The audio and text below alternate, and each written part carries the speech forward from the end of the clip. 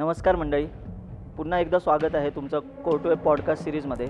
तुम्ही पॉडवरती रजिस्ट्रेशन करून पण एक सुपरसेट प्लॅटफॉर्म आहे, त्याच्यावरती पण तुम्ही रजिस्ट्रेशन करायचं कॉंग्रेससाठी. हो, त्यांचा क्रायटेरिया होता लाईक 10th आणि 12th डिप्लोमा वगैरे असेल त्याला अबाव 60% हवं आहे. ॲप्टिट्यूडमध्ये 2 सेक्शन होते. फर्स्ट इज लाईक नॉर्मल ॲप्टिट्यूडचे क्वेश्चन, म्हणजे मॅथ्स, क्वांटिटेटिव्ह, आपले जे ब्लड रिलेशन असतात ते सगळे क्वेश्चन्स होते. म्हणजे त्यांना एक रिझ्युमेमध्ये कळालं की माझी मेन लँग्वेज ही जावाच दिसते सगळी, अजून मी कुठली वेगळी लँग्वेज नव्हती सांगितली. टेक्निकल असेसमेंटमध्ये 3 सेक्शन होते. फर्स्ट इज SQL वरती विचारलं, सेकंड कोडिंग आणि थर्ड होतं HTML CSS.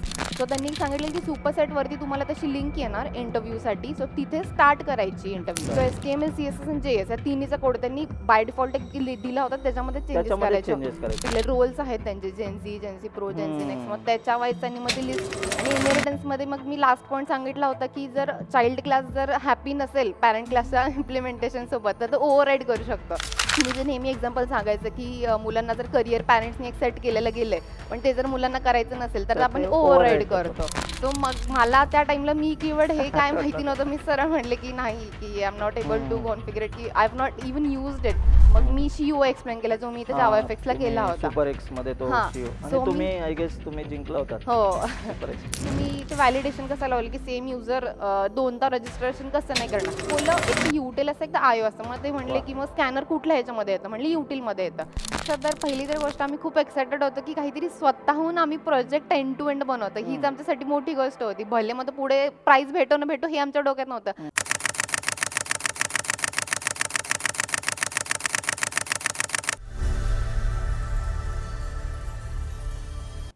नमस्कार मंडळी, पुन्हा एकदा स्वागत आहे तुमचं कोर्टवेब पॉडकास्ट सिरीजमध्ये. तर आज आपल्यासोबत आहे स्वप्नाली पाटील. ती आत्ताच रिसेंटली कॉग्निझंटमध्ये प्लेस झालेली आहे. तर आज आपण स्वप्नालीकडनं ऐकून घेऊया की तिने कसं प्रिपेअर केलं होतं, नेमका तिचा इंटरव्ह्यू कसा झाला, नंबर ऑफ राऊंड्स काय होते इंटरव्ह्यूचे, आणि तिचं इंटरव्ह्यू क्रॅक करण्यामागे काय रोल होता, म्हणजे कुठल्या गोष्टी अशा की फॅक्टर होत्या की ज्या तिला तो इंटरव्ह्यू क्रॅक करायला मदत करून गेला. सो तिच्या पाथमधून आपण हेच शिकू शकतो की आपल्याला पण ह्या स्टेपने गेल्यानंतर आपण कॉग्निझंट इंटरव्ह्यू क्रॅक करू शकतो. So hello Swapnali. Hello sir. So माझं नाव स्वप्नाली पाटील. मी श्रीमती काशीबाई नवले कॉलेज ऑफ इंजिनिअरिंगमधून आहे. मी आता लास्ट इयरमध्ये आहे आणि माझं आता रिसेंटली सिलेक्शन कॉग्निझंट कंपनीमध्ये झालेलं आहे. सो कॉग्निझंटचा फ्लो असा होता की like end of August and start of सप्टेंबरमध्ये कंपनी आमच्या पॉडवरती रजिस्टर झाली होती आणि त्यांचं एक रिक्वायरमेंट होती की तुम्ही पॉडवरती रजिस्ट्रेशन करून पण एक सुपरसेट प्लॅटफॉर्म आहे त्याच्यावरती पण तुम्ही रजिस्ट्रेशन करायचं कॉग्निझंटसाठी. मग त्या रजिस्ट्रेशन प्रोसेसमध्ये त्यांनी इच अँड एव्हरी आमचे डिटेल्स घेतले लाईक फ्रॉम स्क्रॅच, की सगळे personal details, education details, 10th marksheet, diploma marksheet वगैरे सगळं. हे काय म्हणजे असं काही क्रायटेरिया होता का 10thला एवढे असं काही? हो, त्यांचा क्रायटेरिया होता लाईक 10th आणि 12th डिप्लोमा वगैरे असेल त्याला अबाव 60% हवं आहे. आणि ज्या डिग्रीचा होता त्यांचा हवं होतं की ऍक्टिव्ह बॅकलॉग कुठलाही नको आहे त्यांना. म्हणजे जरी आधी असेल तो क्लिअर केलेला असेल, लाईव्ह नको, डेड चालू शकतो. सो मग सुपरसेट वरती आम्ही रजिस्टर वगैरे केलं आणि सुपरसेट मध्ये आम्हाला तो ऑप्शन दिला गेला होता की तुम्हाला कुठला क्लस्टर चूज करायचं आहे. म्हणजे कॉग्निझंट आम्हाला 3 क्लस्टर देत होतं. फर्स्ट इज जावा, पायथन आणि C#. सो आम्हाला तिथे सांगितलेलं की तुम्ही मॅक्सिमम 2 क्लस्टर चूज करायचं. सो मी पहिलं जावाला प्रेफरन्स दिला आणि नंतर सेकंड पायथन. सो मग रजिस्ट्रेशन नंतर आमचा एक विदिन 1 or 2 वीक्स आमचा पहिला राऊंड होता कम्युनिकेशन राऊंड. कम्युनिकेशन राऊंडमध्ये 3 सेक्शन होते, रीडिंग, लिसनिंग आणि कॉम्प्रिहेन्शन. हा ऑनलाईनच होता? ऑनलाईन होता तो 60 मिनिट्स होता, त्याच्यामध्ये 3 सेक्शन्स होते. सो मग रीडिंगमध्ये काय होतं की एक कॉम्प्रिमेशन दिलेलं असतं एक पॅराग्राफ, त्या बेसिसवरती MCQs असतात की तो रीड करायचा, त्याच्यामध्ये MCQs होते. तो सोपा होता, म्हणजे एवढं काही त्याच्यामध्ये टफ नव्हता. सेकंड होतं की लिसनिंग होतं. लिसनिंग म्हणजे काय की त्याचा एक ऑडिओ आपण त्यांना ते दिलेला असतो आणि तो फक्त 1 टाइम रीड आपण ऐकू शकतो. सो तो ऑडिओ पण असा असतो की त्याच्यामध्ये एक छोटासा कॉम्प्रिहेन्शन, एक छोटीशी स्टोरी सांगितलेली असते 1.5 मिनिटची वगैरे. सो ते रीड करायची, आपलं ऐकायची आणि ऐकल्यानंतर मग त्याच्यावरती क्वेश्चन्स येतात पुढे MCQ. आणि तो फक्त 1 टाइम असल्यामुळे आपल्याला एकदम मायन्यूट गोष्टी लक्षात ठेवायला की टाइम काय होता, इव्हनिंग, डे वगैरे काय होता, लिसनिंग स्किल्स होत्या त्या. अँड आफ्टर दॅट मग ते ऐकल्यानंतर MCQs होते आणि नंतर होतं स्पीकिंग. स्पीकिंगमध्ये काय होतं की स्पीकिंगमध्ये पण 2 टाईप होते. स्पीकिंगमध्ये म्हणजे पहिलं काय की ते एखादा सेंटेन्स रिपीट करणार, तो पण वन टाईम ऑडिओ, फक्त एकदाच आपल्याला ऐकू येणार, तोच बरोबर. आपल्याला सेम रिपीट करायचा असतो, जो काही ते सेंटेन्स बोललेला तर ते रिपीट करायचं असतं. आणि त्यांचा फ्लुएंट असा तो इंडियन नसतो, त्यांचा असतो एकदम असा ओके, accent ब्रिटिश वेगळा ॲक्सेंट टाईप थोडा. ऑफ असतो त्यांचा. ओके. सो आपल्याला ते एकदम नीट कॅप्चर करावं लागते, ते काय बोललेत काय नाही, कारण ते सेम टू सेम आपल्याला रिपीट करायचं बरोबर. असतं. आणि स्पीकिंगमध्ये सेकंड क्वेश्चन असा होता की रॅन्डमली कुठलाही तुम्हाला एक टॉपिक दिला जाईल, म्हणजे प्रिपरेशनसाठी लाईक 30 सेकंड्स वगैरे दिले जातात आणि त्याच्यावरती पुढे 1-1.5 मिनिटं बोलायचं. तसा एक सेक्शन होता. सो आफ्टर कम्युनिकेशन राऊंड आम्हाला लाईक आमचा काहीतरी 9 सप्टेंबरला आमचा कम्युनिकेशन राऊंड झाला आणि 23 सप्टेंबरला लगेच आम्हाला सिलेक्शनचं आलं की कम्युनिकेशन राऊंडमधले शॉर्टलिस्ट मुलांची नावं आली आणि लगेच त्यांचं 30 सप्टेंबरला टेक्निकल असेसमेंट झाली. ओके. सो टेक्निकल असेसमेंटमध्ये पण 3 सेक्शन होते. पहिलं आमचं झालं ॲप्टिट्यूड. ॲप्टिट्यूडमध्ये पण बरेच सेक्शन होते. लाईक फर्स्ट इज तो आपला जो नॉर्मल ॲप्टिट्यूड म्हणजे असतो. हा पहिल्या राऊंडच्या आधीच ते कम्युनिकेशन फर्स्ट होता ओके, ह्याच्यामध्ये. कम्युनिकेशन त्यांचं होतं की त्याच्यामध्ये पण बरेच झालते शॉर्टलिस्ट. बरोबर. आफ्टर दॅट मग होतं ॲप्टिट्यूड. ॲप्टिट्यूडमध्ये 2 सेक्शन होते. फर्स्ट इज लाईक नॉर्मल ॲप्टिट्यूडचे क्वेश्चन, म्हणजे मॅथ्स, क्वांटिटेटिव्ह, आपले जे ब्लड रिलेशन असतात ओके. ते सगळे क्वेश्चन्स होते. आणि सेकंड सेक्शन होता तो गेम सेक्शन होता. ओके. गेम सेक्शनमध्ये त्याच्यामध्ये 4 टाईपचे गेम होते आणि ईच अँड एव्हरी गेमला 9 मिनिट्स अलॉट केले गेले होते. आणि त्या 9 मिनिट तुम्ही जितके जास्त लेवल क्रॉस कराल ना, ओके. तितके जास्त तुमचे पॉईंट वाढले जातात. म्हणजे काय टाईपचं गेम होता, थोडं एखादं त्याच्यामध्ये example असे होते की शेप्स वेगवेगळे दिले जातात. सो शेप्स म्हणजे त्यांचं सांगतात की रिफ्लेक्शन कसं नाही का विदिन तुमचे जितके जास्त तुम्ही लेवल्स क्रॉस करणार त्याच्यावरती होतं. काही काही होतं की नाही का एखादं पझल वगैरे दिले जातात. सो त्या पझलमध्ये तुम्ही ते कसं सॉल्व्ह कराल, मग जसं जसं पझल तुम्ही सॉल्व्ह कराल तशी लेवल वाढत जाते. तसे लेवल 20-25 पर्यंत लेवल्स होते. ओके. जितके जास्त लेवल तुम्ही क्रॉस कराल तितके तुमचे सगळे पॉईंट्स वाढले म्हणजे जाणार. ते म्हणजे तुम्ही नोटीस केलेलं असेल त्यानुसार ते सगळ्यांना सेमच टाईपच्या ह्या गोष्टी होत्या की व्हॅरी करत होते, काय Games वेगळं का? होतं गेम्स असं? गेम्स थोड्याफार व्हॅरी करत होता आणि मोस्ट प्रोबॅबली सगळ्यांना सेमच सेमच होता. असा हां. टाईप होता. ओके. ठीक सो आहे. मग त्यांचे लॉजिकल गेम होता सॉर्ट ऑफ. हम्म. आणि मग त्याच्यानंतर आमचं टेक्निकल आपलं जे हे झालं ॲप्टिट्यूड नंतर मग त्याच्यामधनं पण शॉर्टलिस्ट केले त्यांनी बऱ्याच जणांना. त्याच्यानंतर आमची टेक्निकल असेसमेंट झाली. ओके. टेक्निकल असेसमेंटमध्ये 3 सेक्शन होते. फर्स्ट इज SQL वरती विचारलं, सेकंड कोडिंग आणि थर्ड होतं HTML CSS. Okay. HTML CSS सगळ्यांना कॉमन होतं. Common कुठलाही क्लस्टर असू दे HTML CSS क्वेश्चन होतेच त्याच्यामध्ये. सो फर्स्ट होता SQL मध्ये त्यांनी नॉर्मल क्वेरीज विचारले होते की जॉईन कसं नाही का जॉईनचे होते किंवा कंडिशन वेअर टाकून किंवा ॲव्हरेज ओके. वगैरे असे क्वेश्चन्स होते. आणि कोडिंगमध्ये तर मी जावा केलं तर सो मी त्याच लँग्वेजमध्ये करत होते कोड. सो जावाचे पण क्वेश्चन्स असे इतके पण नाही मीडियम लेवलचे होते. ओके. सो मग त्याच्यामध्ये 2 DSAचे क्वेश्चन्स होते आणि HTML CSS मध्ये 2 क्वेश्चन्स होते की एक म्हणजे एक त्यांनी सांगितलेले की सेव्ह बटनवरती तुम्हाला फंक्शनॅलिटी करायची की सेव्ह बटनवरती तो तुम्हाला सांगायचं की तो युजर नेम जो आहे तो मिनिमम इतक्या कॅरेक्टरच्या पुढे असला पाहिजे, पासवर्ड आहे तो इतक्या Okay. कॅरेक्टरच्या पुढे असला तर व्हॅलिडेशन व्हॅलिडेशन थोडक्यात. सो HTML CSS आणि JS या तिन्हीचा कोड त्यांनी बाय डिफॉल्ट दिला होता, त्याच्यामध्ये चेंजेस त्याच्यामध्ये करायचे. चेंजेस करायचे होते, म्हणजे टेम्पलेट दिलं होतं. हा टेम्पलेट दिला होता. Okay. आणि अजून HTMLचा सेकंड क्वेश्चन होता की एक तुम्हाला इमेज दिली गेली आहे, त्या एका बटन म्हणजे तो इमेज ओव्हरफ्लोज होतोय. सो एका बटनवरती क्लिक केल्यावर तो रिसाइज व्हायला पाहिजे. सो त्यासाठी फंक्शन लिहायचं होतं. असे 2 क्वेश्चन्स होते. सो आफ्टर टेक्निकल असेसमेंट झाल्यानंतर लाईक बऱ्यापैकी थोडासा वेळ घेतला त्याच्यानंतर आणि नंतर मग आम्हाला लिस्ट आलं की ह्या Okay. मुलांचं इंटरव्ह्यूसाठी शॉर्टलिस्ट झालेलं आहे. तुमचं हे पहिलं म्हणजे आता हे टेक्निकल असं राऊंड होता ते ऑनलाईन होता म्हणजे? ऑनलाईन सगळे आता पण कम्युनिकेशन इंटरव्ह्यू आणि ॲप्टिट्यूड आपल्या इंटरव्ह्यू नाही टेक्निकल असेसमेंट आणि हे Okay. सगळे तिन्ही होते. इंटरव्ह्यू फक्त आमची ऑफ कॅम्पस ऑफलाईन झाली. Okay okay okay. अच्छा, म्हणजे ते ह्या म्हणजे आता तू कम्युनिकेशन वगैरे क्रॅक करून म्हणजे ऑलमोस्ट बरेचसे लोक हो. पुढे गेले असेल. हो. ह्या राऊंड मध्ये मे बी जास्त फिल्टर केलं असेल टेक्निकल त्याने असेसमेंट मध्ये खूप शॉर्टलिस्ट झाले. ओके. मग खूपच SQL आता तू बोलली जसं की SQL तर ते इम्पॉर्टंट आहे, हो. सगळ्यांना विचारलं जाते. तर जसं तू बोलली जॉईन्स वगैरेच्या क्वेरीज हो. वगैरे होत्या, तर मग ते कसं होतं, क्वेश्चन होता आणि टेबल वगैरे दिले होते हा आणि त्यांनी ह्या साईडला क्वेश्चन दिला होता आणि त्यांनी सांगितलं होतं की आम्हाला काय काय हवंय त्या डेटामधलं. आणि एका साईडला त्यांनी डेटा जो टेबल आहे तो रिप्रेझेंट केला ओके. होता की रिलेशन शो रिलेशन करून. सहित. Yes, okay, good relation show करून केला होता की ठीक आहे ओके. मग तुम्हाला जरी तो तिथून म्हणजे इथून डेटा तुम्ही बघा, तिथून बरोबर. टेबल्सची नावं दिली होती बरोबर. आणि त्याच्यानंतर मग तिकडे दुसऱ्या एक सेक्शन होते तिथे पण टाईप करू शकत होता आणि बरोबर. नंतर खाली रन क्वेरी केल्यानंतर तिथे कळतं की सगळे अच्छा, तुमचे टेस्ट लगेच कळत होतं की आपलं हो, बरोबर तिथेच, टेस्ट केस तिथेच. झालंय की नाही. ते फेल झालं तरी तिथे यायचं की टेस्ट केस फेल म्हणून. आणि DSA चे तू बोलली काही 2 2 क्वेश्चन्स होते. काहीतरी तुला आठवत आहेत की सो त्याच्यामध्ये फर्स्ट क्वेश्चन असा होता की एक अरे दिला गेलाय 1 2 3 आणि सेकंड इनपुट दिला गेलाय की तो किती वेळा रिपीट व्हायला पाहिजे. सो 1 2 3 दिला असेल, जर खाली जर दिला असेल 2, सो आपल्याला तोच फॉर लूप मध्ये रिपीट ओके, करायचा होता. ओके. आणि सोपा question आहे. हो तो एक होता की लगेच झाला माझ्याकडनं. आणि सेकंड पण स्ट्रिंग रिलेटेड होता, मला ते एवढं एक्झॅक्ट आठवत नाही, तर स्ट्रिंग रिलेटेड होता होता एक क्वेश्चन. त्याच्यामध्ये स्ट्रिंग त्याला मॅनिप्युलेशन करायचं होतं असं काही टाइम दिले होतं का 2 क्वेश्चनला एवढा वेळ, असा की टोटल ओव्हरऑल एसक्यूएल DSA आणि याचा मिळून एक नाही टाइम नाही, दिला होता? सेक्शन वाईज टाइम्स होते त्यांचे. ओके, मग ते एसक्यूएल ला किती होतं सुरुवातीला? आता टोटल तो होता आमचा, तो तसा 120 मिनिट्स होता, तसा तर डिवाइड करून ओके, त्यांनी दिलेले अच्छा, तिन्ही अच्छा, अच्छा, सेक्शन्सला. ठीक आहे. म्हणजे आपण असं कन्सिडर करू की आपल्याला किमान अर्ध्या तासात ते 2 हो. क्वेश्चन सॉल्व्ह झाले पाहिजेत हो, हो, कोडिंगचे. हो. अच्छा, आणि नंतर मग जावा रिलेटेड ते 2 टेक्निकल क्वेश्चन्स होते. काय होते ते क्वेश्चन? म्हणजे ते हे DSA चे? DSA अच्छा, म्हणजे होते, तुम्हाला म्हणजे कोडच. जावा मधून सॉल्व्ह केला ओके, होता. अच्छा. मग ह्याचा रिझल्ट कधी आला तुम्ही बोलले? ह्याचा म्हणजे बऱ्यापैकी ह्याला टेक्निकल असेसमेंटचा रिझल्ट यायला बराच वेळ लागला. लाईक आमचा 30 सप्टेंबरला झालता, लाईक आम्हाला वाटते मोस्ट प्रॉब्ली आफ्टर ऑक्टोबर वगैरे तो रिझल्ट लागला.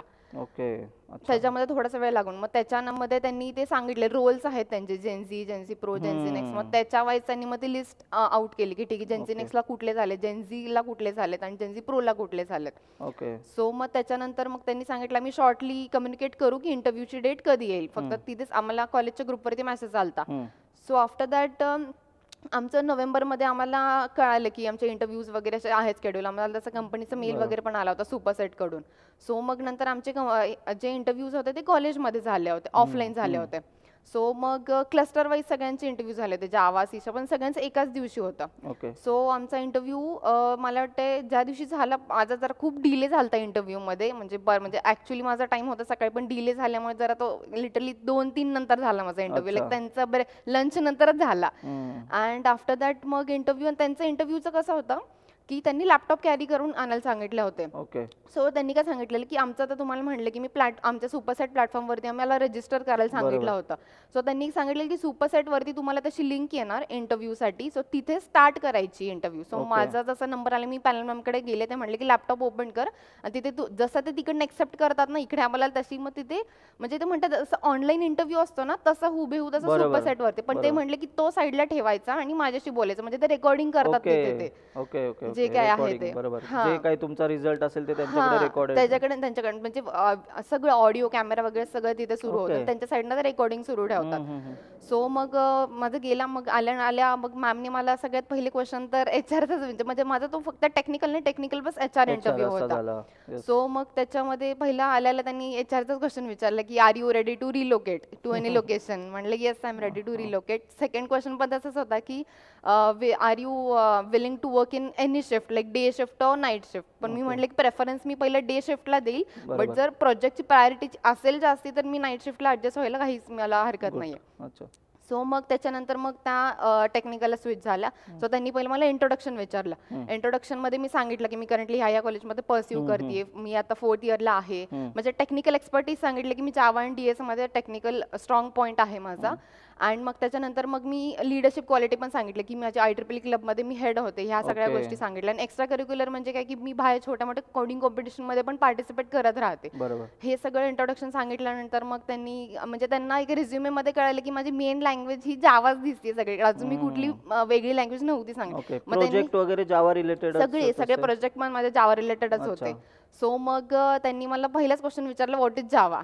सो मग मी जावाचे सगळे फीचर्स सांगितले की जावा काय असतं, ती कुठली OOP का आहे लँग्वेज, त्याचे सगळे OOPला प्रिन्सिपल्स कसे त्याला लागू होतात वगैरे ते सगळं सांगितल्यानंतर मग त्यांनी क्वेश्चन केला की व्हॉट इज इनहेरिटन्स. मग इनहेरिटन्स मध्ये मी बरंच काय सांगितलं, बरंच काय म्हणजे त्याची from core definition to real life मध्ये ते कसं मॅप होतं, तसं तुम्ही एक्झाम्पल सांगायचं तसं सगळं काही सांगितलं. आणि इनहेरिटन्स मध्ये मग मी लास्ट पॉईंट सांगितला होता की जर चाइल्ड क्लास जर हॅपी नसेल पॅरेंट क्लासच्या इम्प्लिमेंटेशन सोबत तर तो ओव्हरराईड करू शकतो.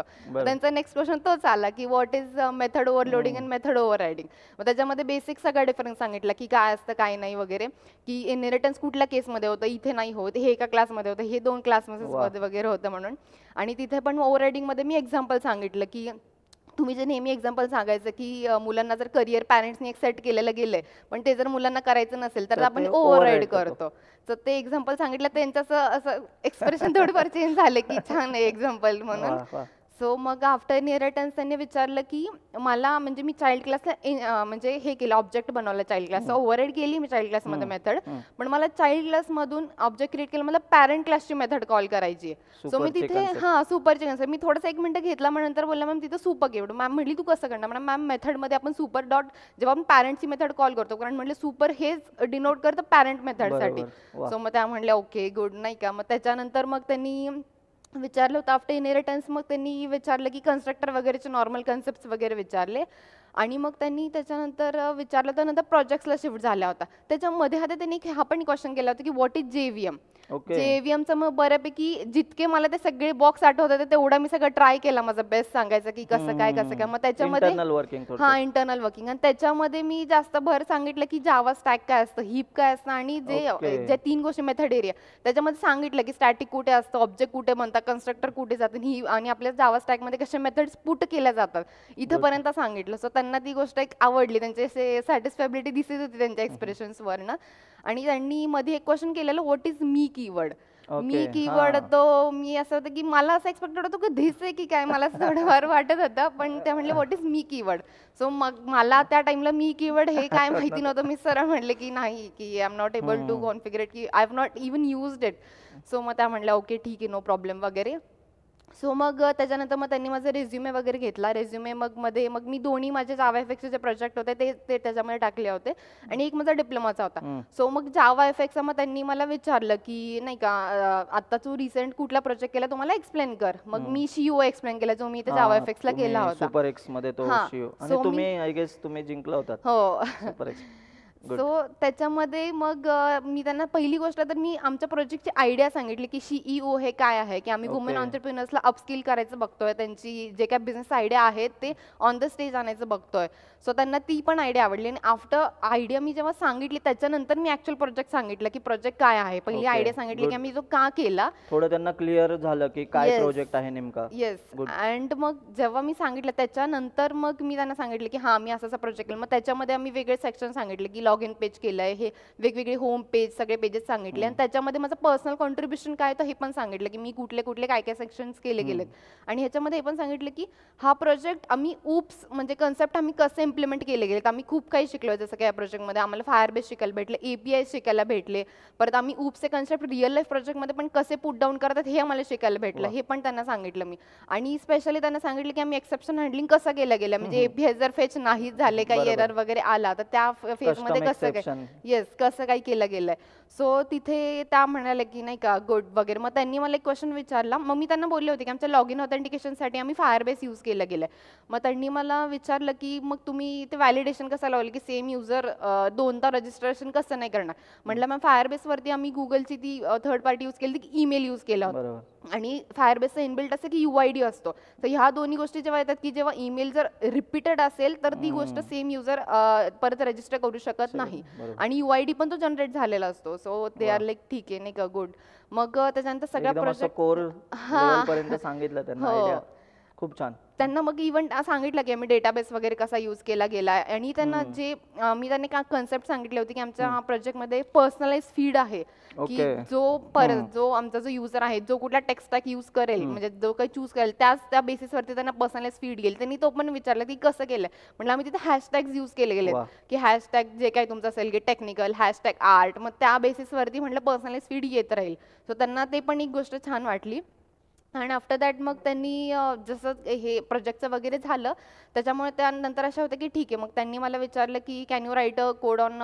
फॅक्टोरियल प्रोग्राम मग फॅक्टोरियल प्रोग्राम आणि त्यांचं कसं होतं जिथे त्यांचा कॅमेरा वगैरे होतं तिथेच त्यांचं ते टेक्स्ट एडिटर पण होतं की तिथेच तुम्ही प्रोजेक्ट आपल्या हे कोड लिहू शकता आणि रन करू शकता सो मग ते म्हणले लॅपटॉप घे आणि कोड कर मग मी कोड करायला गेले मी फर्स्ट टाइम लिहिला होता व्हाईल लूपमध्ये कोड फॅक्टोरियलचा सो मग व्हाईल लूपमध्ये मग त्यांनी मला विचारलं की मग हा तू युजरकडनं घे कुठला पॅकेज यूज करशील म्हणले युटेल सो म्हणले ठीक आहे मग मी युटेल स्कॅनरसाठी मग ते विचारलं की कुठले पहिले त्यांनी विचारलं कुठले मग मी बोललं एक तर युटेल असतं एक तर आयो असतं मग ते म्हणले की मग स्कॅनर कुठल्या ह्याच्यामध्ये येतं म्हणले युटेलमध्ये येतं ते बोलले गुड मग ते बोलले कर मग तसं मला युजरकडनं इनपुट घेऊन तो हवाय सो मग मी तसं सुरू केलं की इम्पोर्ट वगैरे लिहून सगळं कोड व्हाईल लूपमध्ये लिहिला. ॲक्च्युली तिथे एक एरर असा येत होता की इम्पोर्टच्या लाईनला येत होता, म्हणजे ते काय माहिती ते नेटचं माझं कनेक्शन असल्यामुळे ते बोलले मॅम ठीक आहे, मॅम बोलली लॉजिक तुझं बरोबर आहे, इम्पोर्टच्या लाईनला एरर येतो, नो इश्यूज, मग काम कर तू त्याला कमेंट आउट कर, हार्ड कोडेड व्हॅल्यूज घे, नो इश्यूज, मला कळालं तुझं काय ते. पण व्हाईल लूपमध्ये लिहिला झाला तो रन, पण मॅम म्हणलं की मला काय कर, व्हाईल लूपचा कोड नको मला तू ह्याला फॉर लूपमध्ये कन्वर्ट करून दाखव. सो मग मी फॉर लूपमध्ये केला. फॉर लूपमध्ये केल्यानंतर मग आपण एक आय म्हणून एक एक्स्ट्राचं व्हेरिएबल घेतो, तर म्हणे नाही मला आय नकोय, जसं तू व्हाईल लूपमध्ये एकच व्हेरिएबल घेतला होता तसं मला एकाच व्हेरिएबलमध्ये सगळं तुझं फॉर लूप फिरलेला हवा, जसं व्हाईल लूपमध्ये केला होता. सो मग मी तिथे चेंजेस केले, मग तो पण रन झाला. सो त्याच्यानंतर पण मॅमचं रिएक्शन होतं की ठीक आहे ओके रन झालाय तुझा.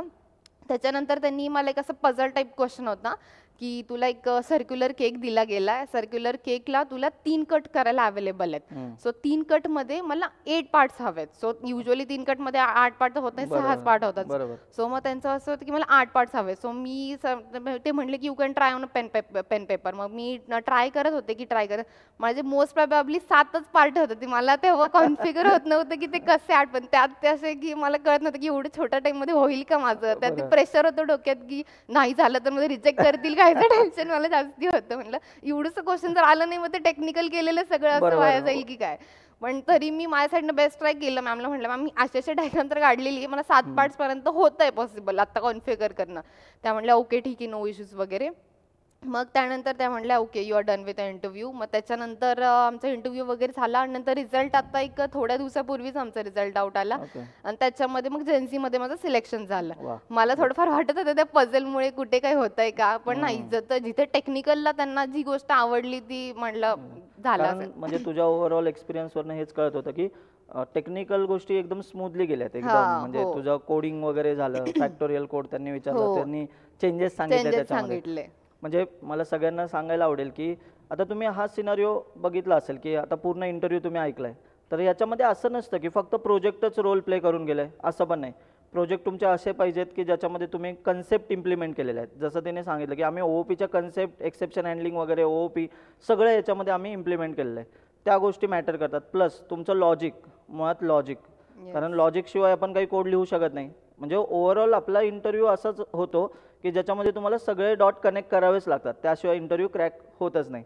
ठीक आहे. तर स्वप्नाली मला तुला पुढचा क्वेश्चन विचारायचा, म्हणजे आता बघ ना की आता तू प्रोजेक्ट वगैरे सांगितला, त्यांना आपण फ्लो सांगतो, थोडं आपल्याकडे कॉन्फिडंट असतो, आपण कॉन्फिडंट असतो एका गोष्टीबाबत की काय की हा प्रोजेक्ट मी केलाय. तो सांगतानाच एक आपली एनर्जी पण वेगळी असते आणि इंटरव्ह्यूवर एवढे एक्सपिरियन्स असतात आता त्यांना ते कॅच पण होतं की मे बी हा स्वतःने केलेला प्रोजेक्ट असेल. कारण आम्ही अजूनही बघतो की इंजिनिअरिंग स्टुडंट बरेचसे, म्हणजे अजूनही 80% पेक्षा जास्त, 80-90% पेक्षा जास्त स्टुडंट प्रोजेक्ट बाय करतात, म्हणजे विकत घेतात. पण आपण ही कन्सेप्ट वेगळ्या लेवलला घेऊन गेलोय, म्हणजे जसं की सुपर एक्स प्रोग्राम. तर तुझा पर्स्पेक्टिव्ह काय आहे की तू सुपर एक्स मध्ये तुमचा CEO नावाचा प्रोजेक्ट होता. मला पर्सनली तो प्रोजेक्ट फार आवडलेला, कारण वुमन एंटरप्रेनर्सला तुम्ही थोडंसं जरा बूस्ट करण्यासाठी गोष्टी तुम्ही प्लॅन केला, की तुम्ही ते मांडलं ज्या पद्धतीने होतं ना ते खूप भारी होतं. तर तुझा म्हणजे एक्सपिरियन्स कसा होता सुपर एक्सचा, तो ऐकायला आम्हाला आवडेल. सुपर एक्सचा तर पहिली तर गोष्ट आम्ही खूप एक्साइटेड होतो की काहीतरी स्वतःहून आम्ही प्रोजेक्ट एंड टू एंड बनवतो, हीच आमच्यासाठी मोठी गोष्ट होती. भले मग पुढे प्राइस भेटो न भेटो हे आमच्या डोक्यात नव्हतं, पण एक प्रोजेक्ट आपण फ्रॉम स्क्रॅच टू एंड पर्यंत बनवतो हे आमच्यासाठी खूप होतं. आणि त्याच्यामध्ये आम्ही जेव्हा टॉपिक चूज वगैरे करत होतो तेव्हा इतकं विचार करतो की नाही असा काहीतरी टॉपिक चूज करायचं ऍक्च्युअल रिअल लाईफ मध्ये मॅच होईल, काहीतरी त्याचं पुढे जाऊन यूज होईल. आणि सुपर एक्स मध्ये मेन म्हणजे काय की जो आम्ही कॉन्फिडन्स बिल्डअप केला की तिथे स्टेजवर जाऊन ती गोष्ट स्वतःहून एक्सप्लेन करणं, एवढ्या सगळ्या लोकांसमोर सांगणं आणि आपण ते ऍक्च्युअली इम्प्लिमेंट केलं, ते एक कॉन्फिडन्स वेगळाच असतो की अरे हा ही गोष्ट मीही केली आहे, त्यामुळे मला काही घाबरायची गरज नाही. कुठलाही रॅन्डम क्वेश्चन जरी आला तरी मी त्याला आन्सरेबल राहणार आहे.